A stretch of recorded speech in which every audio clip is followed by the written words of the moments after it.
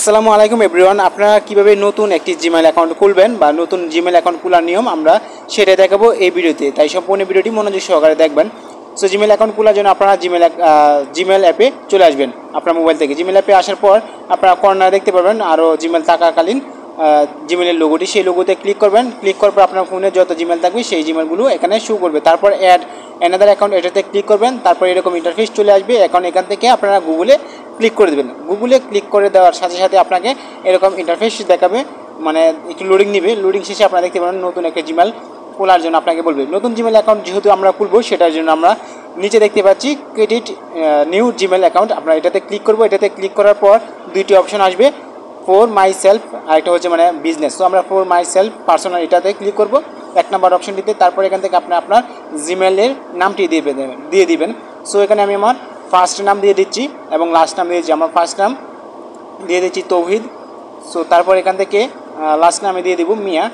So তারপর এখান থেকে নেক্সটে আমরা ক্লিক করে দেবো। নেক্সটে ক্লিক করার পর এখান থেকে আপনার আমাদের জন্ম সালটা দিতে হবে। সো আমরা এখান থেকে আমরা জন্ম সালটা দিয়ে দিব। সো এখান থেকে প্রথমে মাসটা সিলেক্ট করতে হবে।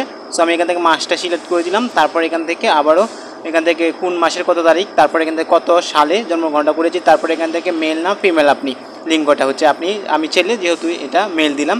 সো তারপর এখান থেকে আবারও আমরা নেক্সট দেখতে পাচ্ছি নিচে, দেন আমরা নেক্সটে ক্লিক করব। নেক্সটে ক্লিক করার পর আরও বেশ কিছু অপশন আমাদের সামনে শো করবে। এখন আমরা আমাদের জিমেইলের নামটা দিতে হবে। এখান থেকে দেখতে পাচ্ছেন দুইটা নাম দিয়ে দিয়েছি অটোমেটিক। সো এখান থেকে আপনার দুইটা নাম যদি পছন্দ না হয় তাহলে আপনি এখান থেকে ক্রেডিটে নিউয়ে ক্লিক করে আপনি আপনার পছন্দ মতো নামটি দিয়ে দেবেন।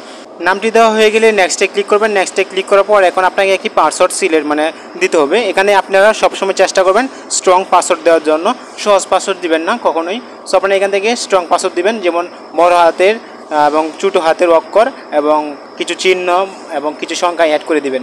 সো এখানে আমি দিয়ে দিচ্ছি। সো দিয়ে তারপর এখানে পাসওয়ার্ডটা সিলেক্ট করে তারপর এখান থেকে নেক্সটে আমরা ক্লিক করে দিব। তারপর দেখতে পাবেন নামটি এই নামে আমাদের জিমেইল অ্যাকাউন্টটি খোলা হয়ে গেছে। এখন আমরা নেক্সটে ক্লিক করে দেবো। নেক্সটে ক্লিক করার পর আমরা এখান থেকে সব কিছু চাইলে পড়ে নিতে পারি। সো আমরা একদম নিচে চলে আসবো। নিচে আসার পর আই এগ্রিতে ক্লিক করে দেবো। আই এগ্রিতে ক্লিক করার পর আমরা দেখতে পাবো কিন্তু আমাদের জিমেইল অ্যাকাউন্টটি কিন্তু প্রায় খোলা শেষ হয়ে গেছে। সো আমরা একটু ওয়েট করছি, দেখতে পাচ্ছেন এটা একটু লোডিং নিয়ে কিন্তু আমাদের জিমেইল অ্যাকাউন্টটি খুলে যাবে। এভাবে কিন্তু আপনারা খুব সহজে জিমেইল অ্যাকাউন্ট খুলতে পারেন। ভিডিওটি ভালো লাগলে অবশ্যই চ্যানেলটি সাবস্ক্রাইব করে পাশেই থাকবেন। ধন্যবাদ সবাইকে।